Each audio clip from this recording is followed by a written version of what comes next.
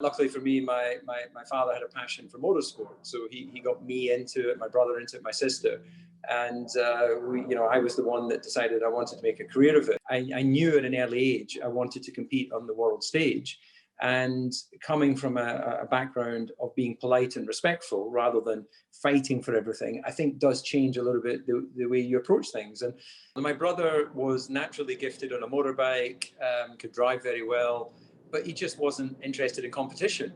And that was the key thing. Yeah, I was interested in competition. I was probably the least talented between my brother and my younger sister, who was 6 years younger.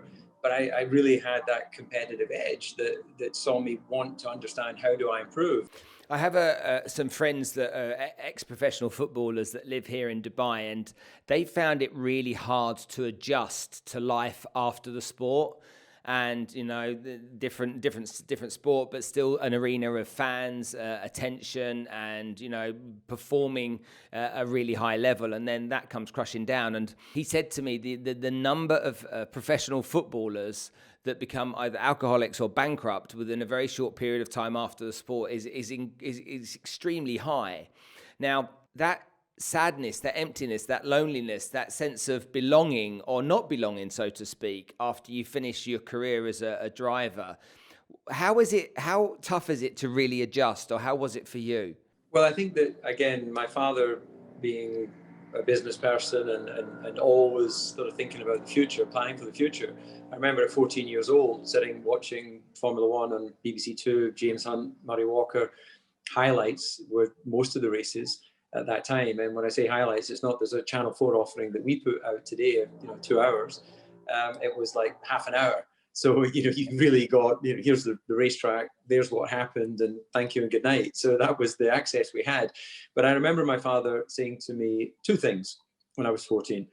When you get to Formula One, you might have, if you're lucky, have a 10-year career.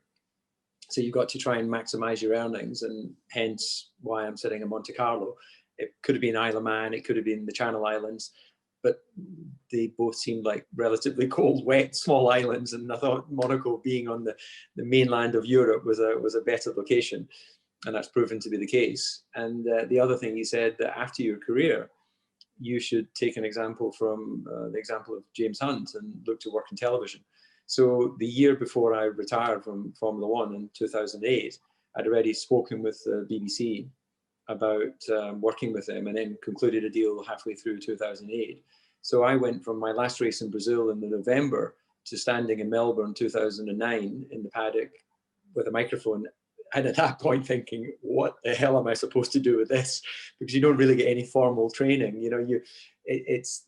think the mistake that anyone who's been interviewed many times thinks they understand broadcasting. It's very different. In this role that you're doing right now, you've had to research, you've had to, get your ship in order before we have this conversation. I've just turned up a bit late. Apologies again.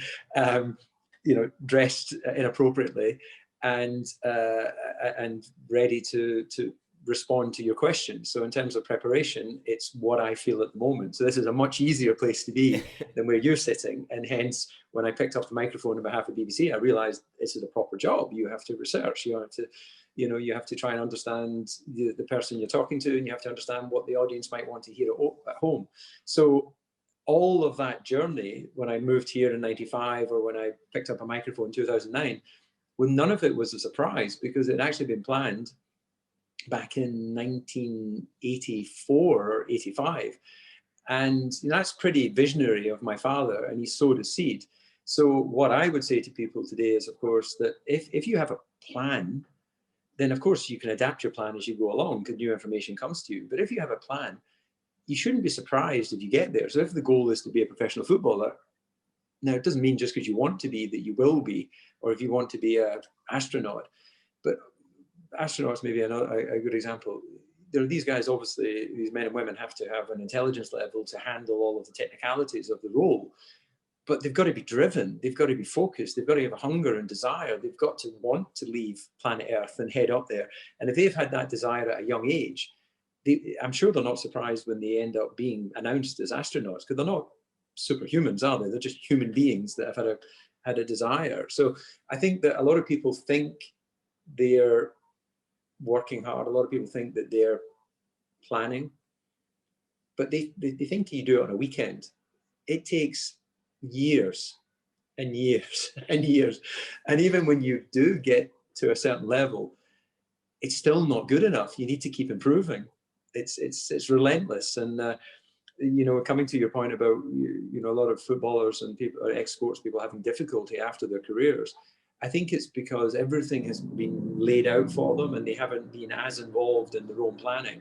And I think that for motor racing, because we are part of a team, but we're independent of the team, we take care of our own training regimes. We do a lot of our own travel, and so it's not as big a surprise going into the next phase of your life. And I think it is more business orientated as well, the business of Formula One, getting personal sponsors, working with partners.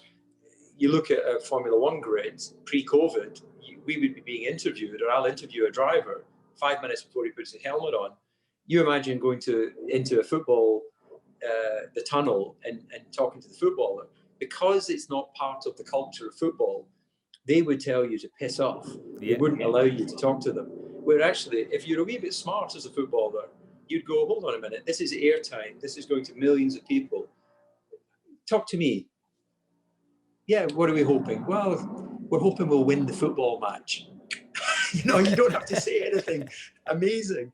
But suddenly your face is on television to millions of people, and you might have a great match, you might have an average match, but you've given yourself a platform to talk to people. And I think that those sorts of things are recognized and understood in our sport more than maybe other sports. And by the time they're 35 and retired, they go, well, how do I do that?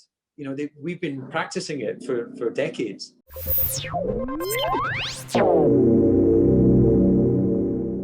If you enjoyed that episode and you want to see more, do me a favor and click over here and you'll be able to see more episodes of the show. But guess what? If you want to subscribe, you can click over there and you can get every episode coming to you every week as I produce it with guests just like this one. So go on, get on with it. Get over there. I'd appreciate it.